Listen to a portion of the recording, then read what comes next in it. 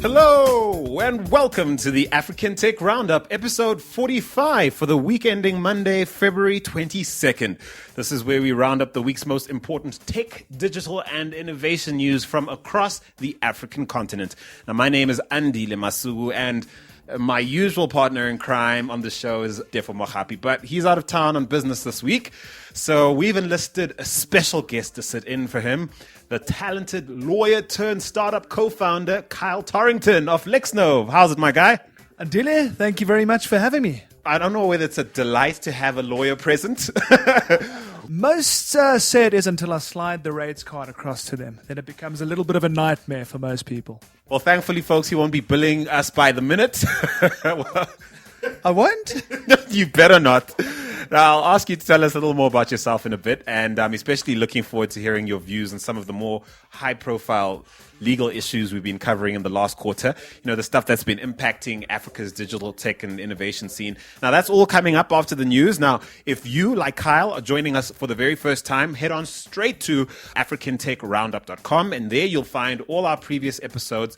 And do, of course, follow us on Twitter and Instagram for useful news updates and candid commentary. We promise. Our handle on both platforms is at African Roundup. Can't wait to hear from you. You can also find us on Facebook at facebook.com/African Tech Roundup. But before we go any further, this episode of the African Tech Roundup is brought to you by Audible. Get a free audiobook download and a 30-day free trial at audibletrial.com/African Tech with over 180,000 titles to choose from for your iPhone, Android, or MP3 player. Sign up right away, or at least as soon as this podcast is over, by getting a great book called Hacked Again by Scott Scober and narrated by John Pruden. Just click through to audibletrial.com/African Tech for your free audiobook. Now, before we get into this week's news, do tell us a little bit about yourself, Kyle. Tell us a little bit about Lexnove, your startup. Yeah, what's going on in your life at the moment? Thank you. Being a previous or a recovering attorney, as we like to call ourselves, I left the practice during October 2014 to found Lexnove with my co-founder, Andrew Taylor. We launched during July of 2015, and our aim is to sort of seed a revolution in African law, in that people can come onto the platform, sketch out a description of their legal matter, and lawyers on the back end are able to bid or submit proposals on a fixed price basis to do your legal work. The client can then choose which attorney best suits him based on previous ratings and reviews, legal pedigree, where they're located, the cost, and the whole matter is then done on our online ecosystem. So it's very, very different to the uncertainty created by hourly billing rates, and it's a whole new approach to law, and it's something that hasn't been tackled through an online platform until now, which we're very, very proud of. It's sort of like, correct me if I'm wrong, the Uber of legal services. It's a combination, I would say, of both Uber for legal services as well as Elance for legal services. Elance is very much, it's a site premised on a bidding service where most people can use guys located in other countries to do work. Obviously, with legal services and other professional services, you require someone with local knowledge who can help you, and that simply isn't the case with Elance. And obviously, Uber, you're unfortunately going to get a driver, not a lawyer at the end of the day. So that's not going to help. Well, I know you guys are basically specialized in South African law for the moment. Do you have any plans to expand to other areas of Africa where a lot of our listeners are listening to us? Yeah, we do. We've got no time frame in mind at this point, but we want to get through into the Kenyas, the Nigerias, etc., where there are some great sort of bustling economies.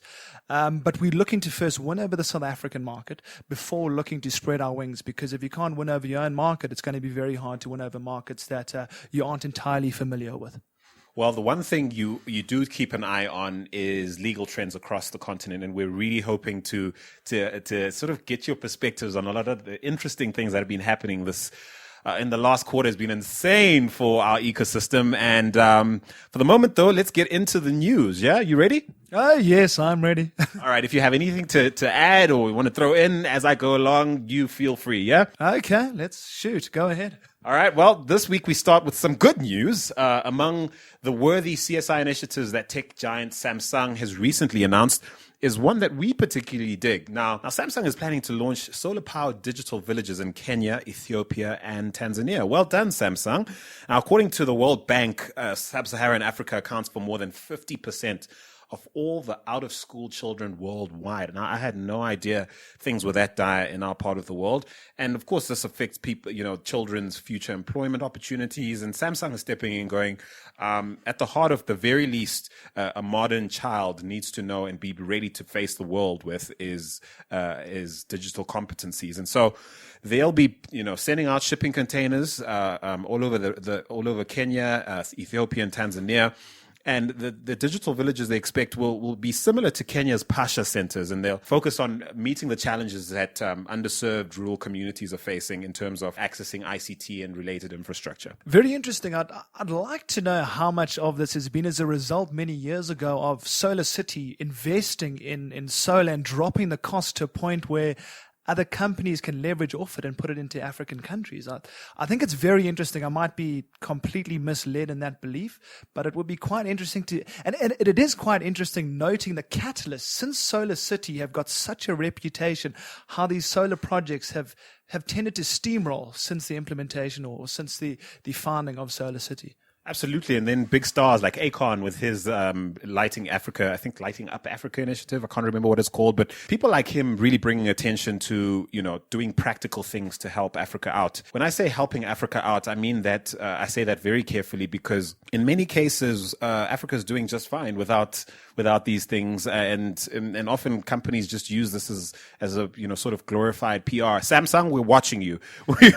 We hope you're actually making a difference here. And please let us know if you're in Kenya, Ethiopia, or indeed in Tanzania, whether these containers are in fact making a difference. Now, moving on to our next story. Again, an interesting story involving solar, but in Kenya this time, where a Kenyan solar consumer tech firm called M-Kopa is creating quite a buzz at the moment following the launch of their latest product offering. Now, they've just launched a 16-inch solar-powered digital television, which costs just over $530. This is dope. Very interesting. I don't know whether or not I believe this just yet. I'm sure it is in fact believable, but I do know that I have a solar-powered cell phone charger, and I don't think it's ever worked. So the ability to power a 16-inch TV, I would love to see that. I really, really would. Look, among other things, M-Kopa originally distributed solar lighting kits across East African homes, solar kits which included charging kits for digital devices, as well as basic lighting for a small home. And they were charging people as little as 50 cents, or they continue to charge people as little as 50 cents a day for these kits. And now they're saying, listen, continue your subscription with us and we'll roll in a television for you. And they're making this available through their hundreds of dealers in Kenya, Tanzania, and Uganda. Like you say, I can't speak for the technology, but certainly a lot of excitement coming out of the Eastern African region around this. Please let us know if you've bought one or if you've used one and how well it works. How much sunlight does it need? On a rainy day, when you tend to sit inside, can you watch it on a rainy day? What sort of batteries does it use? Listen, M-Kopa, if you're listening to us and you want to give us a little more insight about how it all works and the technological aspects to it. And of course, if you're a consumer using it right now, we want to hear from you. You know how to do it. On Twitter, we are at African Roundup. Give us a shout. Now to South Africa next, where MTN cannot seem to catch a break, people. Now, over 1 million users in South Africa were affected by network outages this past week. And further than that, the stock took a beating. They're listed, of course, on the Johannesburg Stock Exchange, and they took a massive beating, something like 16% at some point on Friday. Goodness me. And that was off the back of them announcing that essentially their profit projections were going to come in lower by more than 20% for the year ended December 2015. MTN in trouble, wouldn't you say? Yep, that in addition to, I think they've lost 44% of their stock over the last 8 months, including the $5.2 billion fine, which I think was subsequently lowered, amounting to, I think it's more than 2 years of their ordinary capital outlay. So they are hurting, absolutely hurting. In addition to that, obviously Cameroon have now filed for anti-competitive behavior, I think for certain illegal tax rebates. So they really are in hot water at the moment. In addition to that, 5 minutes ago, AfriHost, a subsidiary of MTN, I think they're struggling with the volumes or something to do with their data center. I've just got a recent email from them apologizing profusely for their inability to handle certain traffic requests to their sites. So they really are in hot water, and hopefully we'll see them getting out of this problem sometime soon.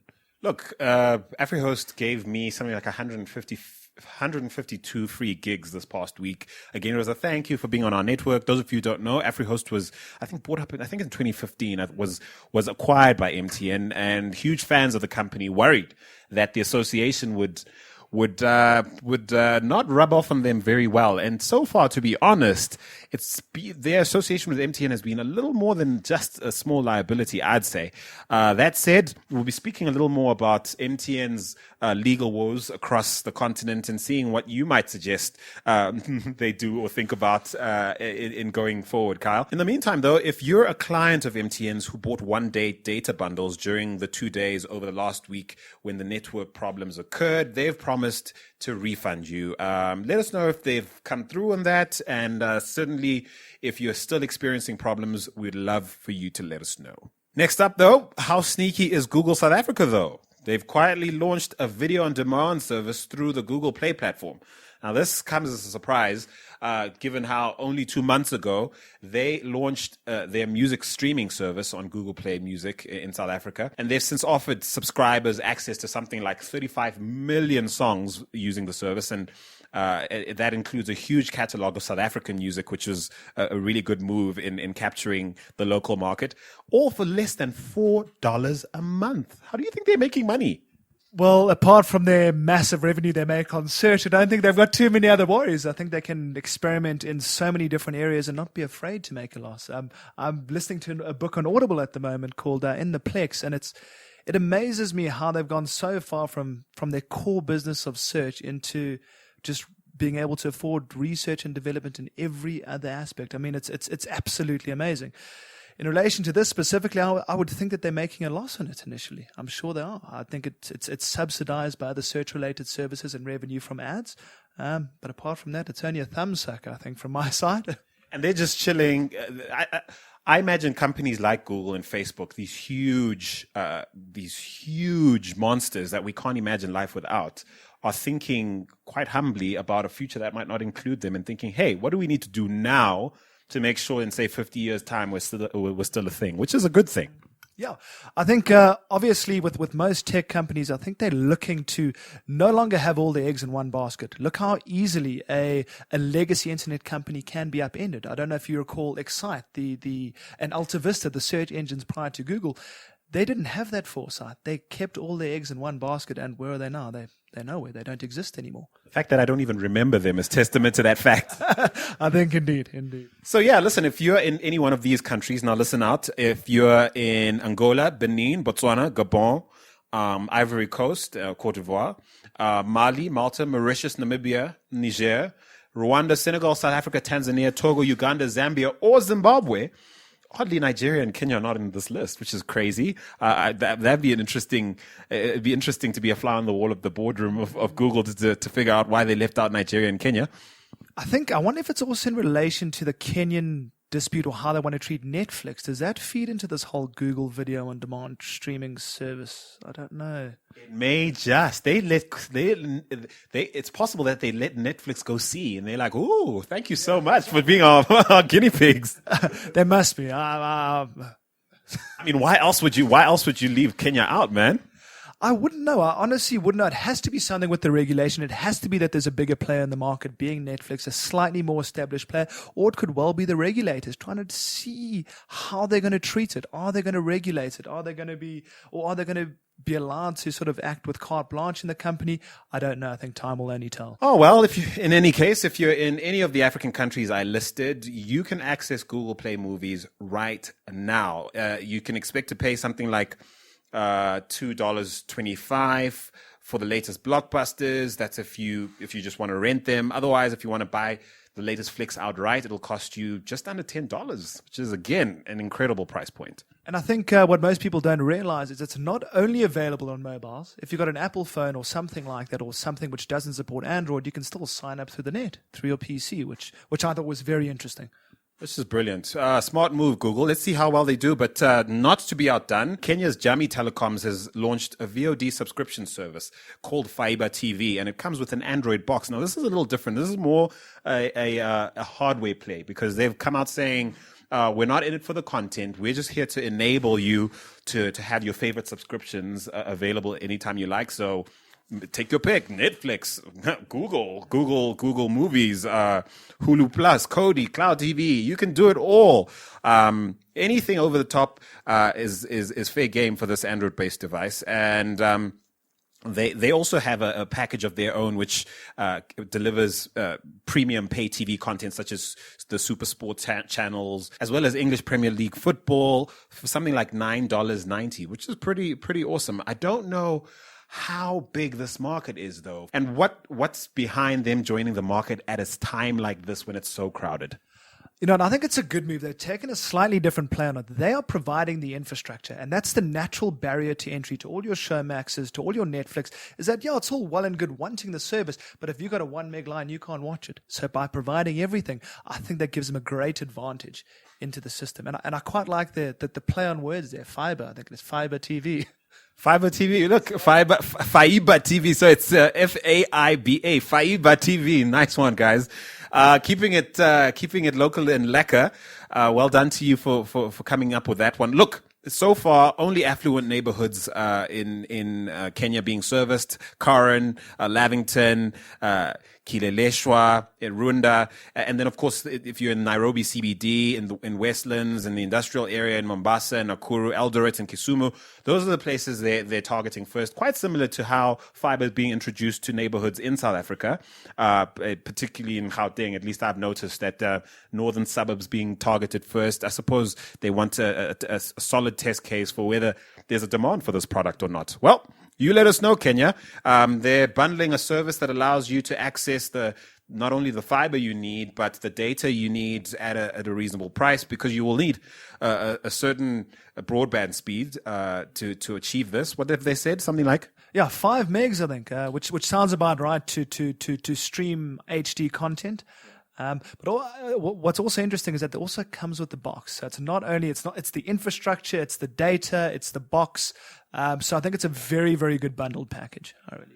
I'm sure DSTV is patting itself on the back every 2 seconds when stories like this come out, going, thank goodness we put out Showmax. Absolutely, absolutely. Well, following the publication of new research from Gartner last week showing that Windows' share of the global smartphone market has slumped to just 1.1% as per the year ending December 2015. That's down from 2.8% the previous year. Now, and also amidst rumors that Microsoft could soon itself abandon Windows on smartphones in favor of Android, South Africa's First National Bank has decided to cease development of its Windows app. This is plain business sense, I'm sure. Absolutely. I mean, it looks like they've given up on the game already. I mean, they've resorted now to launching apps on the various stores anyway. So they're a software company. They must stick to software. I mean, hardware related, they are dealing with something that they're not accustomed to deal with. So keep with what they know, and I think they've already realized that. I suppose they're trying to innovate broadly, like their counterparts in other parts of tech, Google and Facebook and that kind of thing. This one is one they ought to sort of cut their losses on, I think. I think so, absolutely. I mean, what Google phone is it? There's a Google Nexus, I think. I don't think that's doing particularly well. So I don't think innovating into an area where you're not accustomed to dealing with is the right move in this sense. Even if you're a big guy. Listen, they've cited, FNB has cited a lack of consumer demand for their Windows app. No kidding, buddies. If they only own 1% of the market, just over 1% of the market, well, no wonder no one's interested. But not only is Windows being scrapped by FNB, but also their BlackBerry 7 app will no longer be getting upgrades from this point on. They've decided to concentrate on Android, iOS, and BlackBerry 10. This is pretty emphatic news coming out of FNB. I've seen them moving towards a unified omni-channel strategy, even announcing that they're going to be exposing the API of their new platforms to a wider development community. This is very innovative thinking from a bank, traditionally speaking. Has a bank ever opened up the API? I mean, I think that the prospect for innovation and leveraging off that, I mean, is endless. I think it's down to the imagination at the end of the day with what you can do with that. So, as FNB has always done, they've been ahead of the market. They're so innovative. I think it's a great move by them. Well, yes, don't get too excited, developers, because they have said there's limited scope for exposing their API, and it's not just for anybody. They will be looking to play with big name brands initially, but still, encouraging news coming out of a bank. And we know that industry is not one for innovation, at least not until they have to. So well done to you, FNB. Now, staying with South Africa, cellular service provider Glocel announced last week that they had acquired Altec Autopage's Cell C subscriber base for an undisclosed sum. I hate it when they do that and not tell us what the deal's worth. This follows the deal being greenlit by the Competition Commission in South Africa. Now, Cell C later put out a statement of its own saying that Glocel had only been appointed as, quote, a new service agent, which will service the customers being transferred from Autopage to Cell C. Now, I guess someone didn't read the fine print properly over at Glocel and understand what, in fact, they were buying. I've got no knowledge of this transaction. He's like, as soon as I said the word legal, he's like, nope. What you might remember us talking about some weeks ago, or at least months ago, is the fact that MTN and Vodacom acquired their respective databases from Autopage. And this is after Autopage's parent company, Altron, decided to buy out completely of the mobile service provider market last year. So the past year has been pretty tricky for Altron. They basically admitted defeat when it came to the Altec node, which was a huge disaster. Now it seems they're flogging Autopage for parts. It's rough out here. The Altec node is only in the market for what, a year? A year was enough to hemorrhage significant sums. It really should have been nipped in the bud a lot sooner. I think so, but I think, to be honest with you, I think someone's going to win that market. I don't think that market's dead at all. We've all seen these bundled packages coming out with these specific nodes that have Netflix and whatnot on them. So to be honest, I think they bowed out of it prematurely. Also at a time when, especially in South Africa, when all the neighborhoods are starting to get fiber now that are able to support platforms like the Altec nodes. So yes, it might have been hemorrhaging, but I think they bowed out a little bit too early. Well, it remains to be seen. Certainly the databases they've built through subsidiaries like Autopage being significantly valuable. Perhaps it's a function of just not knowing how to sweat those assets. And, back in the hands of MTN, Vodacom, and Cell C respectively, as it turns out. Let's see how it goes from here. Our final news story, and easily the biggest story of the week, comes out of Uganda. Now, we all know the country's most closely contested elections in decades took place this past week, and it pitted the incumbent Yoweri Museveni, who has ruled the country for almost 3 decades, against 7 other candidates, including his ex-doctor and former prime minister. Now, in a shocking move, Uganda's government instructed local broadcasters and mobile networks to block access to social media platforms like Twitter and Facebook on the day of the election. What would happen if that happened here in South Africa, do you think, Kyle? I think there'd be a huge uproar, but I understand the logic behind it, and this is why polls and whatnot are banned in the UK, as opposed to the US, where you got some sort of idea of where the standings are between the different presidential candidates. And something like this could potentially influence who you vote for. So I understand the logic, but from a freedom of expression point of view, it doesn't make much sense. You're bringing up something interesting that we might as well start talking with now, because this is really the springboard into our discussion this week, where we're going to be going through a lot of the legal issues, at least some of the more important legal issues we've come across in covering tech on the continent in the last quarter. Something you're saying implies to me that democracy does have limits, and different countries do have to determine those limits for themselves. And this is not an outright human right violation by any means, do you think? It isn't, but if you look at human rights violations and this is specifically with regard to the South African Constitution, you can violate or infringe on human rights provided there is what's known as a justifiable limitation, and that is Section 36 of the Constitution. If based on a balance of those two competing factors, it is decided that it's justifiably limited. Initially, in terms of the right to life, the right to freedom of expression, that is where it can be justifiably limited, where, for example, it tends to defame someone. That's a balance of the right to freedom of expression versus unjustifiably encroaching on someone's dignity. I suppose hate speech is another example where, technically you have the right to say anything you like. However, if in the case of South Africa, certainly if you spew hate speech, it's prosecutable. Absolutely, absolutely. Speaking on the social media debate, in a TV interview, Mr. Museveni has been quoted as saying that some people misuse those pathways and use them to tell lies, and all he wants is for them to be used right and for them to be used properly. I guess that's just up for interpretation is the problem. I suppose coming from someone who's ruled for nearly 30 years, it's being argued now that for the first time since he came to power, this is the first time he's actually at risk of losing power, and not because he doesn't have a comfortable lead over his nearest rival, but because the winning candidate in Uganda, apparently by law, needs to secure more than 50% of the vote to avoid a runoff with the second-ranked contender, which is something Museveni, no doubt, would want to avoid at all costs. Now,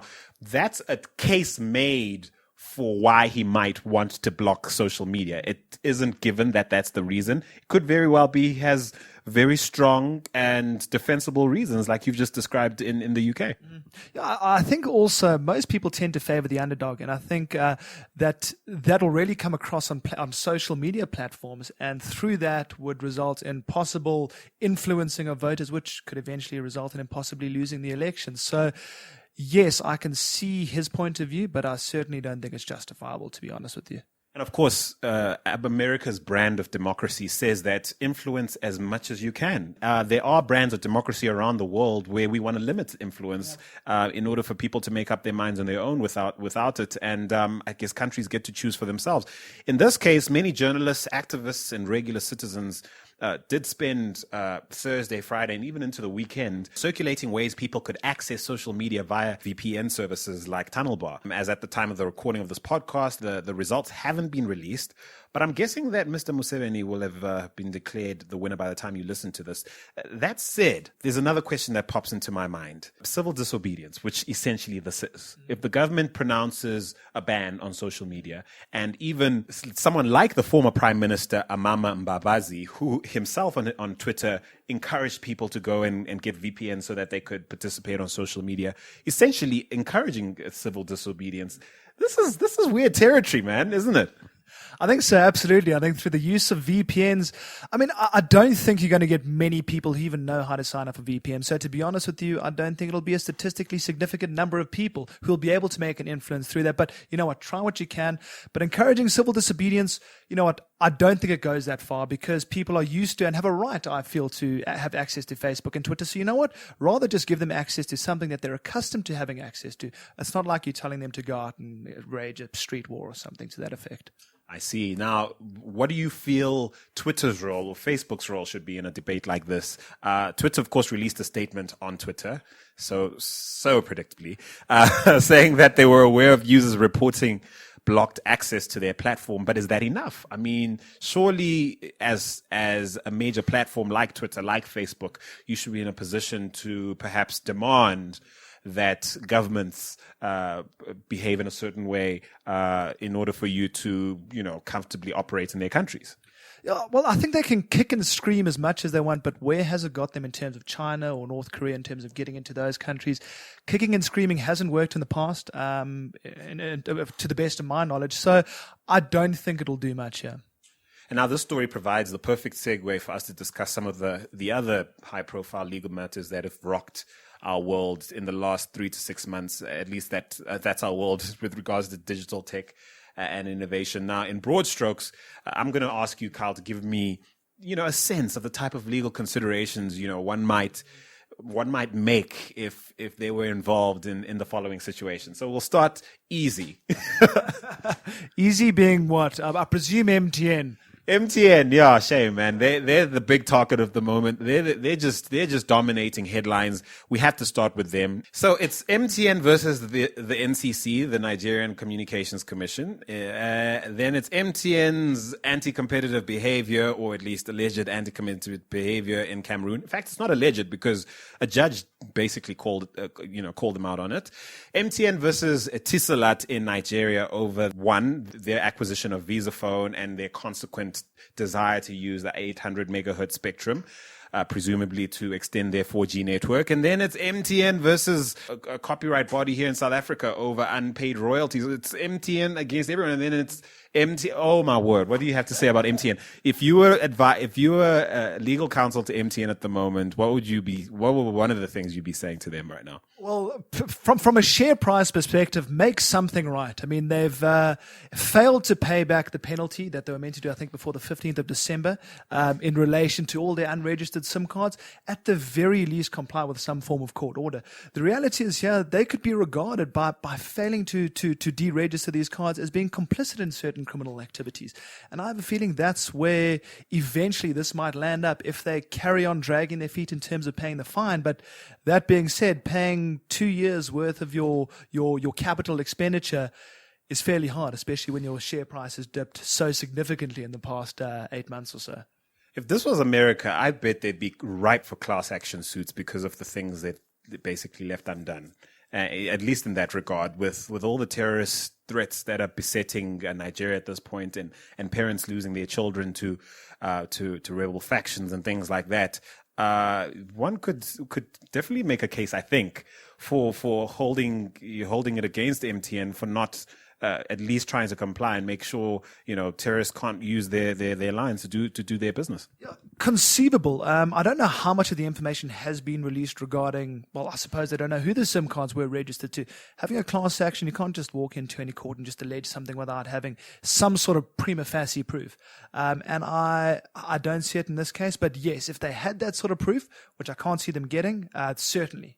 Definitely. Apart from that, criminal actions, I mean, this is something that would warrant possibly piercing the corporate veil, which means you can go after the directors of MTN, being that they were complicit and failed to comply with their fiduciary duties towards the company, and nail them for being essentially complicit in what has been alleged to be criminal activities, such as some of those SIM cards being used for Boko Haram militants, which is terrifying to say the least.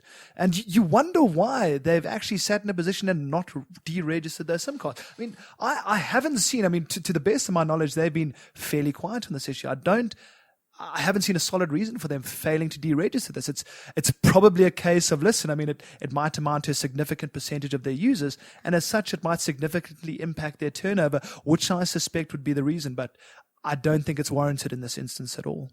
Sure, MTN will leave you alone for the moment, but it's not sounding good so far.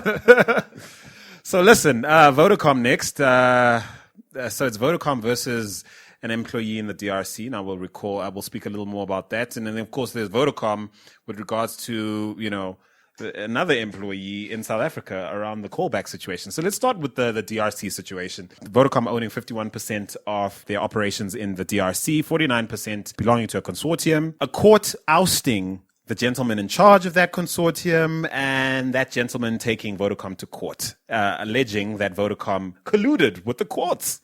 That's exactly what he is alleging. I haven't seen any evidence substantiating that at all. In terms of all the research I've done, I don't know, maybe I've missed something, but I think it might be a bit of a wild goose chase. And to back that up, I think he's slapping them with, a 200 billion rand.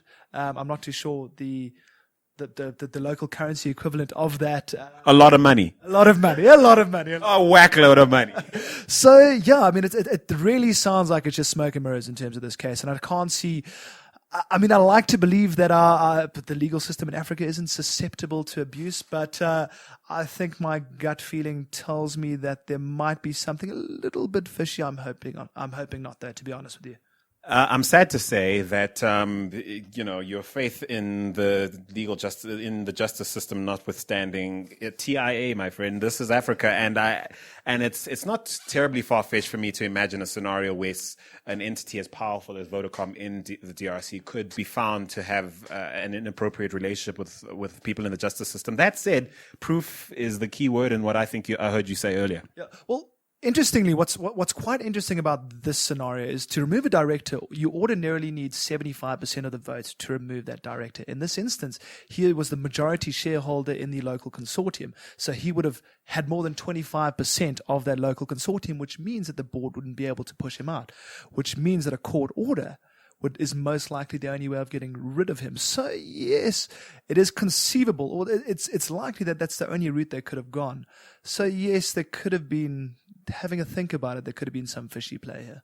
So here's another employee now, this one in South Africa, claiming to have created the callback, invented the call me back, which has made Vodacom and indeed mobile networks around the world a ton of money. Now he claims to have made this on his spare time. Vodacom going, buddy, you worked for us and now you want us to pay what?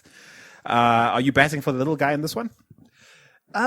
Yes. I mean, I've had a read over quite a bit of literature regarding this, and I find it quite interesting in that he should have instituted his claim a lot earlier. I think it was around about 2000, if I'm not mistaken. I think it was around about then, yeah. He only instituted his claim in 2008, and there's something called the Prescription Act, which means that no debts, or majority of debts, can't be recovered after a 3-year period, which was a little bit silly on his side. But what he could have gone, and I think this is the route he's looking at in the Supreme Court of Appeal, is to show that there's still a contract in place. It might have been verbal, very hard to prove. There's still a contract in place, which means that he should be able to recover all debts 3 years prior to him instituting that the latest claim. And I take it that is still a significant sum of money considering the revenue that a company like Vodacom would have made from that simple invention. Yeah, I think it'll still be somewhere in the region of about 2 billion rand, if I'm not mistaken. I'm sure he'd be happy to walk away with that. Well, you think? I think so. Now, moving on to Uber versus the taxi industry all over the world. Specific to us here on the continent, Kenya, South Africa, and Egypt making the most noise. Certainly Kenya and Egypt more recently. The taxi industries in Kenya and Egypt really not happy with the very notion of Uber's existence. Had you been legal counsel to Uber planning to enter the African region, what sort of considerations would you have had them take into account? Yeah, my legal advisory hat on, yes, I would certainly advise them to look at every possible permit that they have to register for. It's logical from that perspective. My startup hat on, which I much prefer, I'd rather that they just come in, take over the market and apologize, if necessary, after violating whatever permit laws there are. Wait, hang on a minute. Is Uber one of your clients? Because that's exactly what they did. I wish. Can you send them my way, please?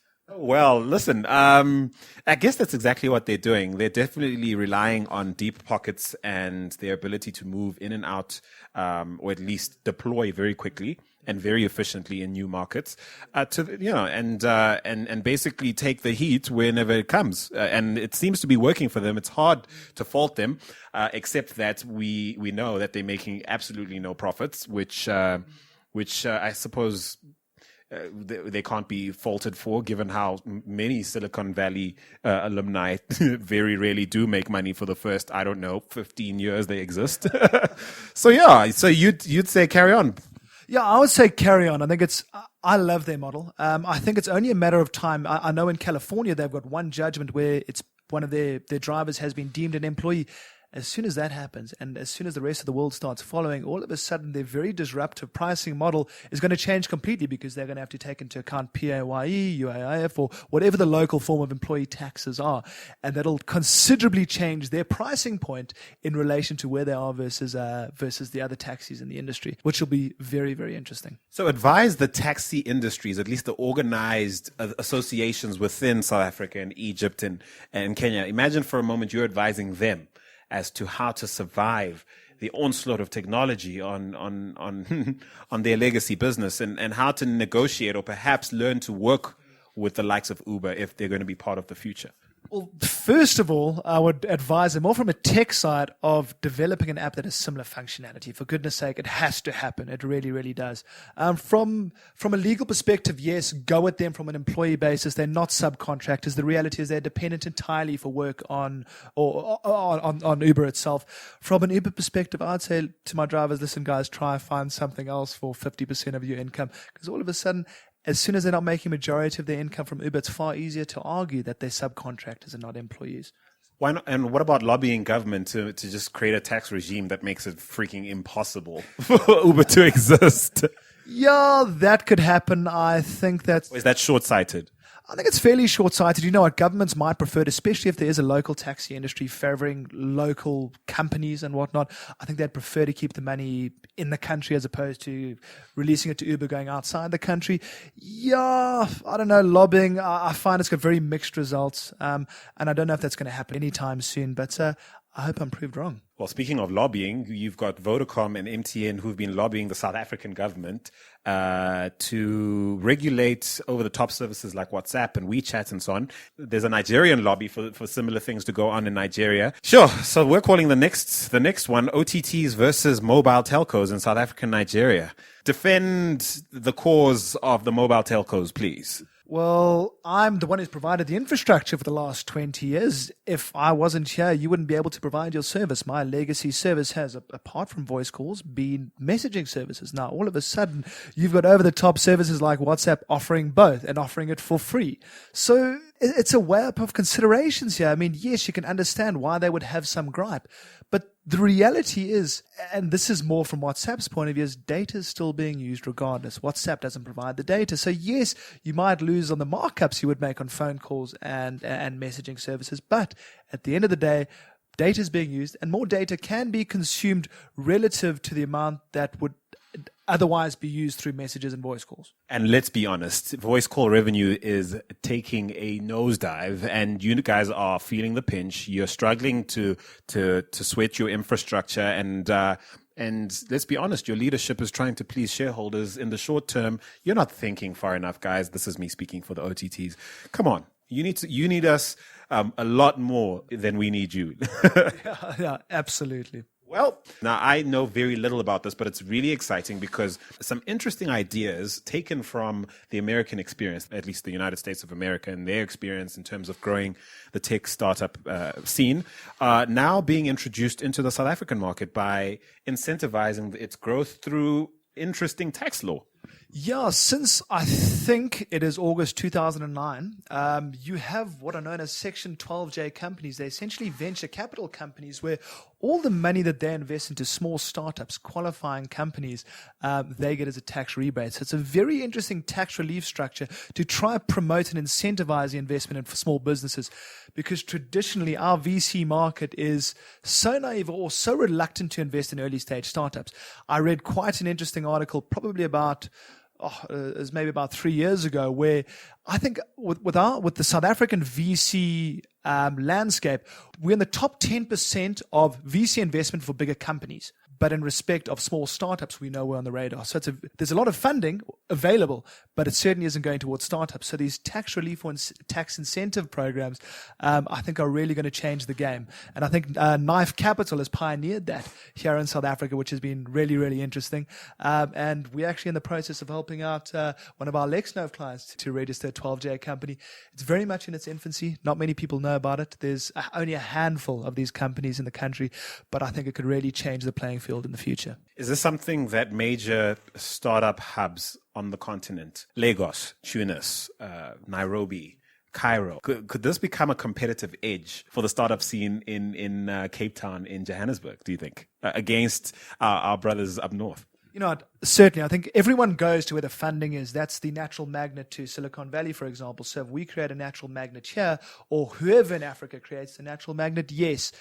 Because at the end of the day, startups have to survive. And if surviving means following the funding, you have to do it, unfortunately. And what would you say to an investor with a lot of money looking to put their money in? What's the best way to sort of like test the waters in this regard? Is it safe? Are we talking high risk investment still? Does this vehicle create a safety net that perhaps didn't exist before this whole scenario existed? Well, unfortunately, it doesn't really change the risk profile of what you want to invest in. If anything, it actually it requires that it is a fairly high-risk vehicle that you invest in, because it has to be a very small company at the time. And obviously, small companies are by their very nature pretty high risk. There are certain barriers or ceilings at the end of the day. I think it's if you invest more than 18 million rand in any given fund, then unfortunately the commission can take away your Section 12J status. So yeah, high risk, yes. Unfortunately, it doesn't change much on that perspective. but they really are gunning at the tax relief, and they're hoping that saving of whatever it is, around about 28% in investments like that, will really spur investment. I suppose on the part of South African government, scale is just as important to them. They're not trying to create an elite club of investment here. They really are trying to incentivize as many investors to invest in as many promising small ventures as possible, as opposed to lots of investors pouring little bits of money into one big idea. So, yeah, I think it supports both sides of the, if you can call it a double-sided marketplace. There's small VCs that can't invest more than, I think it's 80 million rand, I stand to be corrected, and small companies. So it's going to try to spur the growth on both sides of the platform, which is very interesting. Instead of relying on your enterprise development spend of big corporates to trickle down, although they've got their own sort of ED points and rewards that they have, it is a slightly different structure to that. So it remains to be seen how well it will work, because there's not a statistically significant number as yet, but I think it's a very interesting vehicle. Okay, wow, we've been talking a while, but I think I've been having fun. So one more with the Legal Eagle. So I want your thoughts on the freebasics.org situation, this net neutrality debate. We spoke about it at length last week, since we won't go into the nitty-gritties as much. I have a very simple question. India's banned it. Quite a few African nations, at least 11 or 12 are basically loving it. What's your take with regards to stopping companies like Facebook offering internet light opportunities for people who might never access the internet at all? And is there an argument for using philosophical or idealistic reasons for preventing companies like them for doing what seems to be at least some good? Well, I think, okay, there are two sides of the coin here. Yes, it's great to give access to a portion of the internet that people would otherwise not have. That is great. But obviously, it's a restricted form of access. Net neutrality seems to be, or it really is the premise of the internet. The internet is, by its very nature, probably one of the most open and democratic platforms in history. From a legal perspective, I mean, there is the argument once, for example, let's say the freebasics.org garners, let's say 60% of the population, all of a sudden you're going to have competition commission triggers that come into play. Are they now dominant in that specific market, and hence wouldn't be able to invest in further infrastructure or further partnerships that would increase its dominance? So that's, I mean, it's very much in its infancy. Personally, I feel that some form of internet is better than no internet, and I do feel that the Google Loon project at some stage will allow, to the best of my knowledge, a free full version of the internet anyway. Here's a quick test. Assuming Free Basics rolls out all over the continent, and one of the free rated services as part of that project is legal services, except it's not LexNet, it's someone else. Doesn't that instantly demonstrate the danger of permitting it to start with, given their ability to, as you say, over time, develop a monopolistic, position? Sure. I do feel there are different sort of standards or different sort of levels in how they could implement it. If it is just Facebook, implemented by Facebook, I think that's far easily argued or justified. If it's Facebook with a select number of other partnerships, I think then people would kick and scream. Which it is. Yeah. I think people will kick and scream then. Basically, it's Facebook and its homies. There's a beautifully little walled garden, and Facebook and friends get to play, and everyone else must stay outside. And yeah, I personally find it problematic. That said, I'm not in a remote part of the continent without internet access and all the amazing things it can bring me. So yeah, I guess it's not cut and dry. Yeah. No, it isn't. But I think Wikipedia and whatnot being bundled in there, reference type services, I don't think anyone can argue with. I don't think you'll find the likes of Amazon kicking and screaming because Wikipedia has been allowed on the platform. I really don't, because that really is providing a great resource to the company. I suppose then the other argument is Facebook is inherently a for-profit venture. And that part of its inherent strategy is to keep as many people, or recruit and keep as many people in its ecosystem for as long as possible. And presumably this is part of their strategy to do that. And indirectly, call it what you want, non-profit or not, Free Basics is part of a for-profit strategy for Facebook to stay alive and make significant profits over time. They will say that, but they'll justify it on the basis of the users in the country accessing it and using it for free, with a very small percentage in the first world or third world countries that can afford it paying for the service, and that's surely how they'll justify it. Well, all I can say is we're watching y'all. We're watching y'all. We're not going to let this one drop. Listen, we'd love to have your take on all the issues we've discussed, any of the issues we've discussed. We thought a roundup was required, a roundup within a roundup, the roundup on the African Tech Roundup, courtesy of Lexnov and Kyle here, who's one half of the incredible team over at Lexnov. Now, do you disagree or agree with our perspectives? Well, let us know. Perhaps you have a question for Kyle or his co-founding partner, Andrew Taylor.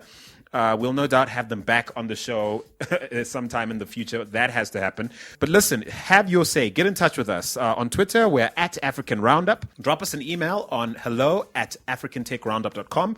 You can also send us a voice note with an audio comment if you'd like us to include it in a future show, telling us what you think of the state of legal across the board in tech, digital, and innovation across the continent. Give us a shout on Facebook, facebook.com/African Tech Roundup, or head straight to our website, africantechroundup.com, and you can leave a comment directly on the website. Otherwise, once again, today's episode of the African Tech Roundup is brought to you by Audible. They're offering a free audiobook download with a free 30-day trial to give you the opportunity to check out their service. Now, we recommend a great book called Hacked Again by Scott Scober and narrated by John Pruden. We think it's a fitting choice given that for the second time in as many weeks, the South African government has been hacked. Yes, this time the Department of Water and Sanitation has been hit by the World Hacker Team, which leaked personal data of an estimated 5,800 employees and collaborators. Now, Hacked Again details the ins and outs of a cybersecurity expert and CEO of a top wireless security tech firm,